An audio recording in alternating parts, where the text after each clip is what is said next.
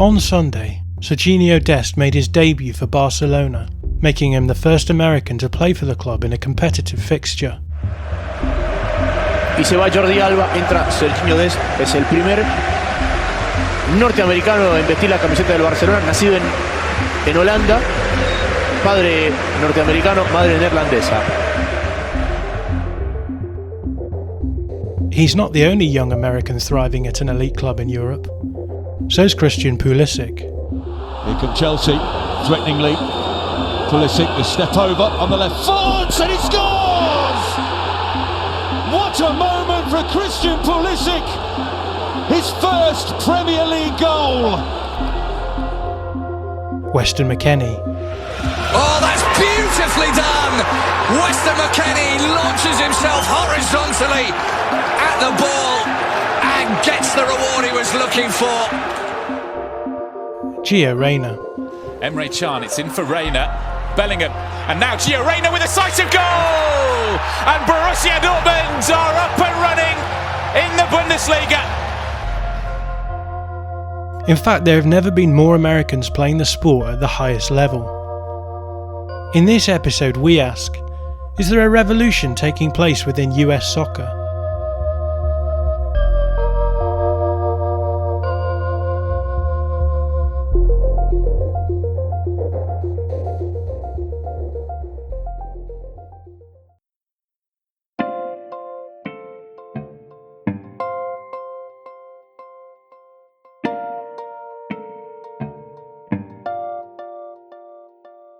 I think it's easy to say that there's a revolution happening right now in American soccer just because we're seeing so many young Americans going to some of the biggest clubs in the world.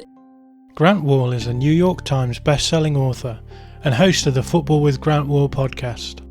And yet, I think this revolution in quotation marks has been brewing for a while, and it's the result of a lot of different factors that have gone into something that seems like maybe it's hitting critical mass all of a sudden, but this process has actually taken many years.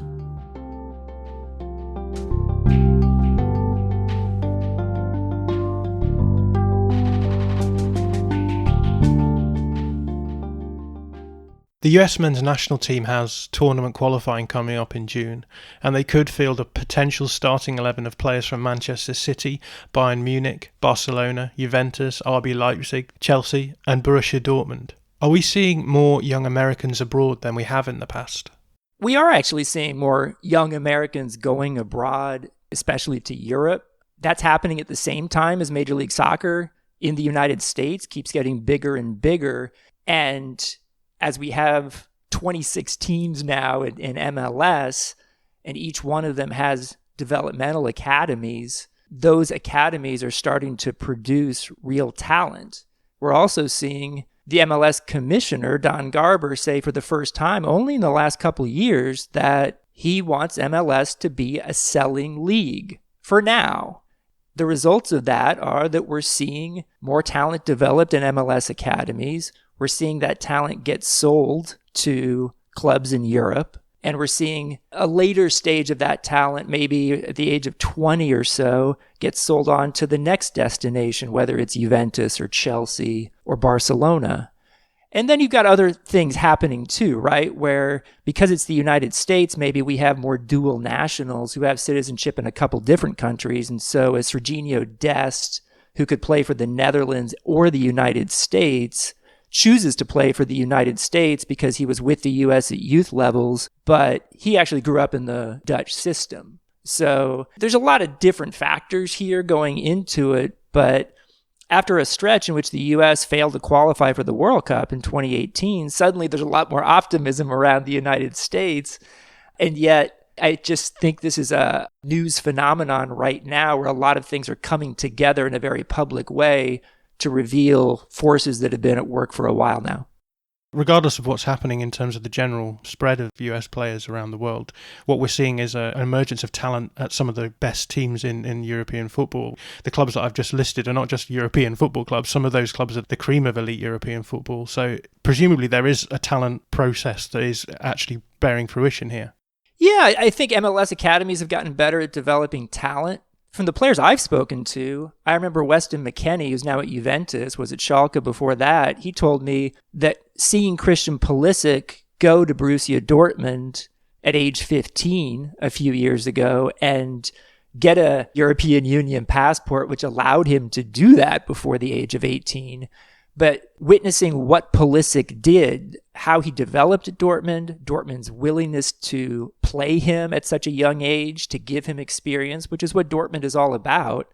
McKennie and other players, like Tyler Adams, who's at Leipzig now, they have followed Christian Pulisic's path to go to Germany, where young players can get more opportunities than they can in England, and make their way still very early in their career. So I think Pulisic had a real big impact on that, because that also came after a stretch when the best U.S. national team players for quite a while, whether it was Josie Altidore or Michael Bradley or Clint Dempsey, actually came back to MLS from Europe maybe earlier in their career than they would have expected, because they can make more money than their market value might have been in Europe. So that was a trend for a few years there.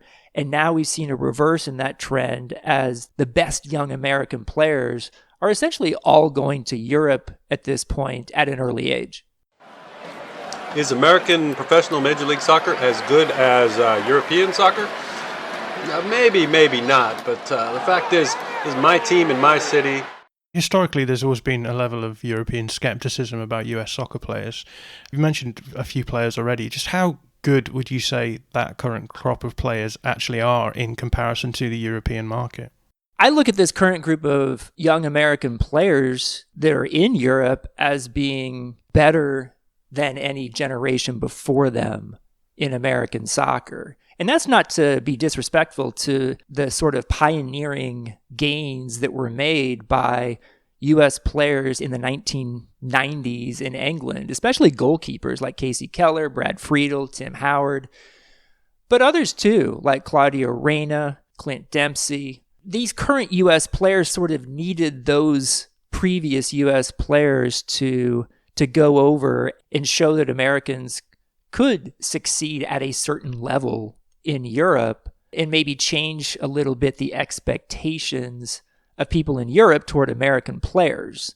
I think the goalkeepers were the first ones to sort of establish themselves, and then it was like, well, can an American field player make a difference? And I give credit to guys like John Harkes as well, going to England. But that generation of American players didn't play at the very top clubs in Europe. And so to have Weston McKennie now at Juventus and Christian Pulisic at Chelsea and Sergino Dest at Barcelona, Gio Reyna at Dortmund, this is something entirely new for American men's soccer. Welcome, everybody, and a huge day for soccer in North America. It is official. The United States, Canada, and Mexico will host the 2026 World Cup. I'm Susanna Collins. I am joined by...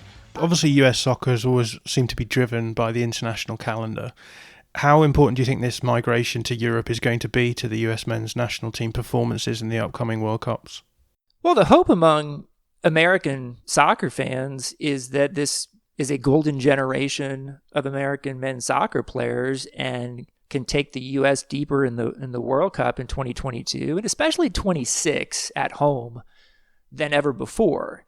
You know, one thing I try to point out to people sometimes who ask me, can the U.S. men ever win a World Cup, is in 2002, the U.S. men got to the quarterfinals, outplayed Germany, had a handball on the goal line that wasn't called and a red card in the second half of that game. If you get past Germany, you've got South Korea in the semifinals to play Brazil in a World Cup final. My point being that obviously a lot of things would have needed to happen, but that U.S. team, which was mostly MLS players, by the way, had a shot to go even deeper in the World Cup, and that was still as deep as the U.S. has ever gone.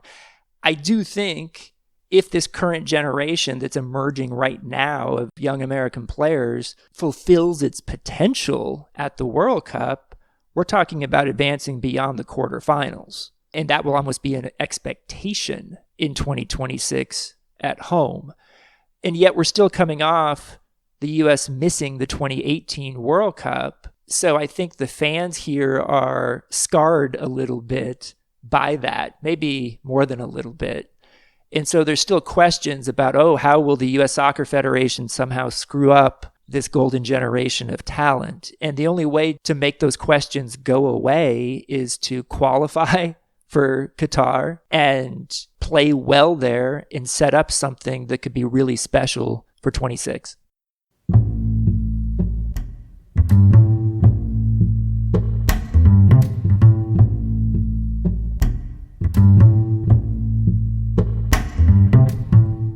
Obviously, the question about the increased migration of young American talent abroad has an equal and opposite inverse question, which is about the impact that this is going to have on US soccer itself. What sort of impact do you think that this migration will have on MLS? If MLS continues to produce talent that can go to Europe and succeed, I think that's good news for MLS. So when you look at MLS products, or at least players who have spent some time in an MLS academy. Christian Pulisic spent a little bit of time with Philadelphia, but Weston McKennie spent several years with FC Dallas. Gio Reyna had time with NYCFC. Tyler Adams spent many years in the New York Red Bull system. So when you see those guys having time in MLS, certainly they've gotten a lot better once they went to Europe, but MLS deserves some credit for showing what they can do developmentally. And the same could be said for what an MLS team in Vancouver did for Alphonso Davies, who's probably the most accomplished at this point of any MLS product.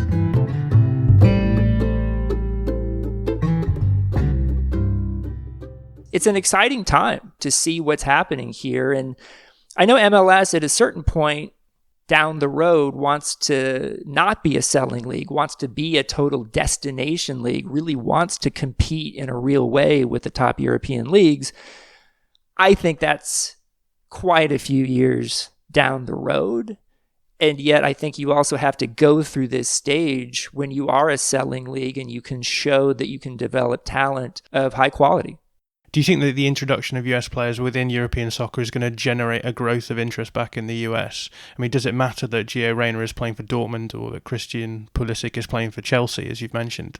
We're still in the process, actually, of seeing the growth of European soccer on television in the United States. You know, only 10, 15 years ago, the United States was one of the worst countries in the world in which to watch soccer on television from around the world.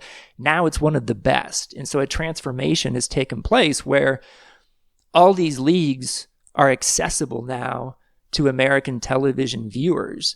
I did an interesting experiment, though, a couple years ago when I was writing about Christian Pulisic, and I looked up Google search trends on Christian Pulisic connected to specific moments when he did important things in his soccer career. And what I found was that Christian Pulisic had a lot more interest on Google searches from the United States when he scored a fairly routine goal in World Cup qualifying against Trinidad and Tobago than he did when he scored the goal that took Borussia Dortmund to the Champions League quarterfinals.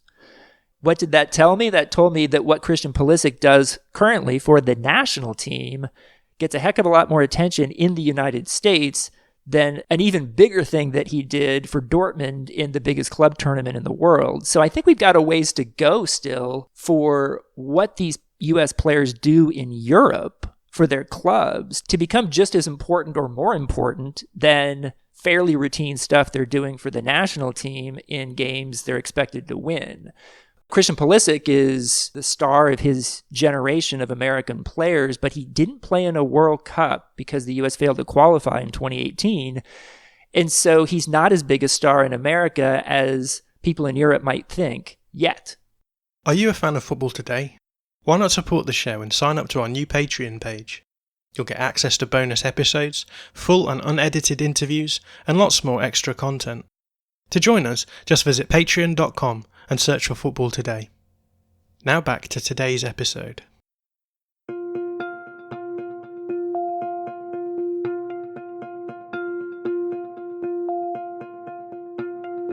You've already talked about how this revolution is something that has been percolating along behind the scenes for a long time now.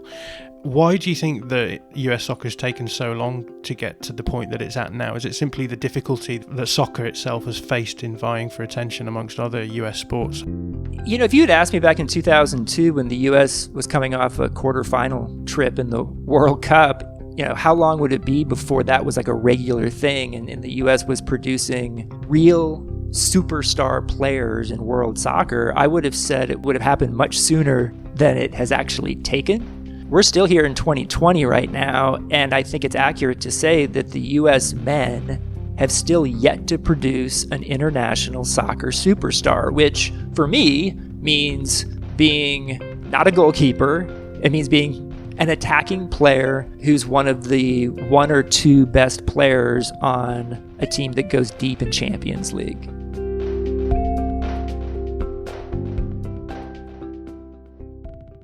I think Christian Pulisic is probably the closest to that at this point, but he's not there quite yet. Gio Reyna could be that guy, but it's still surprising to me, having covered this sport for 25 years in America, that there hasn't been a male superstar yet. Why did that happen? I think MLS academies took longer than I expected to get better at producing talent. I think US Soccer Federation probably deserves some blame for that, but we're seeing it now. We're seeing the process of development happen the way it kind of should on the global market, and the US becoming, not a standout necessarily when it comes to Argentina or Brazil in producing talent, but at least show the capability of producing some players of a really high quality. Do I think it's important for younger players to go to Europe? I think it's important to find that balance. Yes, MLS is growing, and you want to play at the highest competitive level possible. I think you need to figure out for yourself what it is that you wanted to do. For me, without MLS, it wouldn't have given me the opportunity to go pro in the first place. And through playing with MLS, it allowed me to break into the national team. And through playing with both club and country, it allowed me to make that move to Europe and test myself against some of the best, players in the world. You've already mentioned that Don Garber is talking about MLS in terms of it being a selling league. I'm interested in how much this European migration or getting players to go abroad has always been the planned pathway to soccer success in the US. Do you think there's a big plan behind it all, or is it just something that happened by chance and now Don Garber is sort of jumping on that process and actually trying to make it more important? If you look back at the history, I think it was pretty important that Landon Donovan, who was viewed as the best player in US men's soccer history, spent very little time in Europe. He went on a couple of loan spells to Everton and one to Bayern Munich, but he essentially played his entire club career in MLS and made that choice and always said that he preferred living in America. He preferred being more comfortable. He received a lot of criticism for that too from American fans and some media who wanted him to challenge himself at the highest levels. He viewed that playing in the World Cup was doing that. I think that had an impact on players who came after him, who made certain decisions. And then there were always other players like Clint Dempsey who did want to go to Europe and challenge themselves at the highest level. And now what we're seeing with this generation led by Pulisic, and I think Pulisic has had a similar impact to the one that Donovan had of showing, I want to go to Europe, I want to get to the highest level possible, and I want to win a World Cup. And so we're seeing that impact right now. There's actually very few U.S. national team players right now who could play in Europe who have sort of decided to stay Donovan-like in MLS. The best comparison I would make is Jordan Morris, who turned down a contract offer from Werder Bremen and decided to stay at home in Seattle and play for the Sounders. But at this point, he's the outlier. He's not the trend. This is bigger than a known goal. And it's not because soccer isn't as American as apple pie. We have proof. Americans suck at the game they call soccer, but they're also the best in the world. These are the U.S. Women's World Cup performances since play started in 1991. Champs, champs, champs. It's not about American culture. It's about the American men's game. Do you think there's a tactical element here behind this growth of US stars in European soccer? We know that soccer is becoming more and more athletic as time goes by, and do you think that then suits kids growing up playing other US sports, being able to translate their athleticism into soccer? I do think when you hear the term the modern game, that you do think of it as being more athleticism. And that's sort of the stereotype of the American player, that even when the U.S. national teams have done well in the World Cup, like in 2002, that it was athleticism more than skill. Like you might have a couple skilled players like a Gio Reyna or a John O'Brien, but it mostly was about athleticism and team spirit and things like that. I do think that's changing.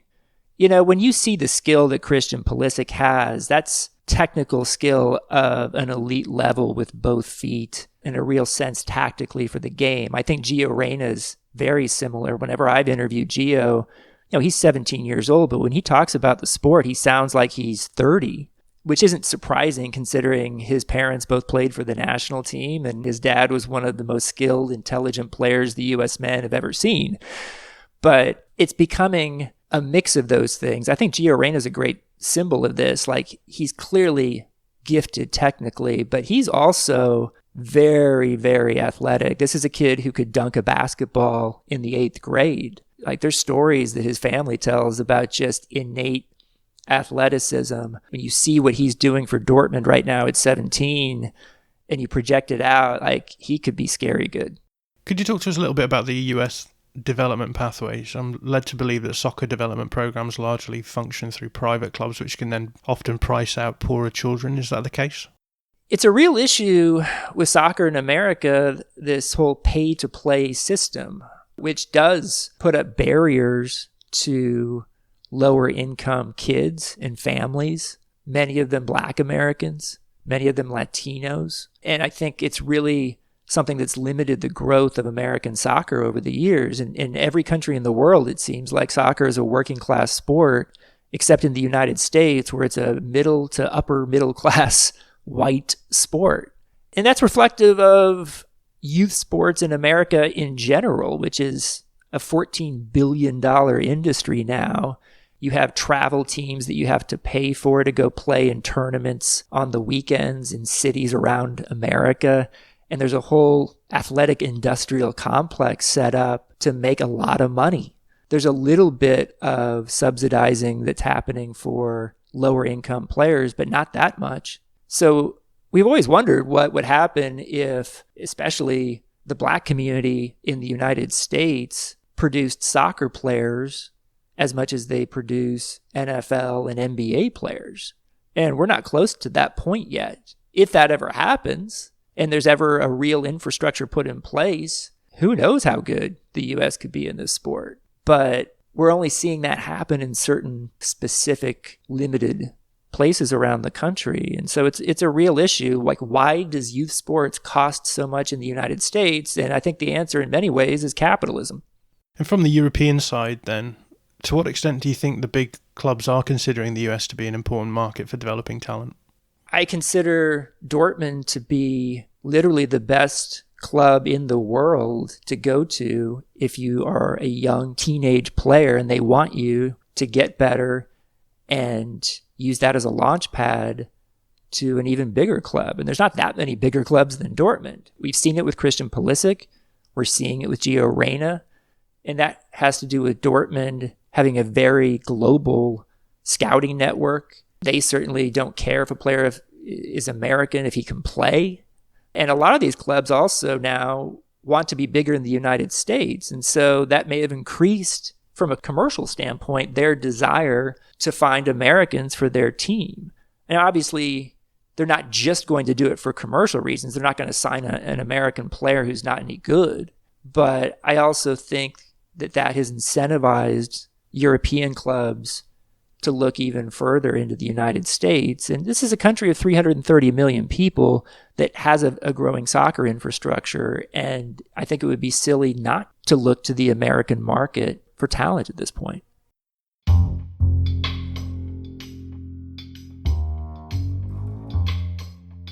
So you made it quite clear that you think the US can easily compete, at least in terms of international football, but I'm interested in whether or not you think the US can ever compete on the stage of world soccer in general, and if you do, how far away do you think that point is? It's hard to know because MLS is trying to do something, has an ambition that is different from any league in the Americas. The Argentine and Brazilian leagues don't say that they aspire to be as big as the European leagues. The Mexican league doesn't aspire to be as big as the European leagues. MLS has been very upfront about saying, we want to be as big as the top European leagues at some point. So how do you actually go about that cultural transformation? I think the first part of it is acknowledging that you're a selling league. And then at a certain point, you have to have enough financial revenues, most of it coming from television, which MLS currently does not have, to buy the best players in the world during the prime of their careers, which is in their 20s, early 20s. Only then can you actually call yourself a league that competes with the top leagues in Europe. Right now, MLS needs to establish itself as the best league in North America. And that certainly hasn't been the case because Mexican teams have won the CONCACAF Champions League now for more than a decade running. MLS literally has not won the CONCACAF Champions League. So I think you need to take it in steps, and MLS leaders will say, well, we want to be one of the top leagues in the world by 2020 or 2022. And that's not going to happen by my definition, but I don't think it's impossible if you're going to take what happens in the World Cup here in 2026 and build that into millions of new fans. I think that's something that might be more realistic when you talk to a player like Thierry Henry, who's spent a lot of time in MLS, and you ask him, when is MLS going to be one of the top leagues in the world? He'll say it could take 20, 25 years or more.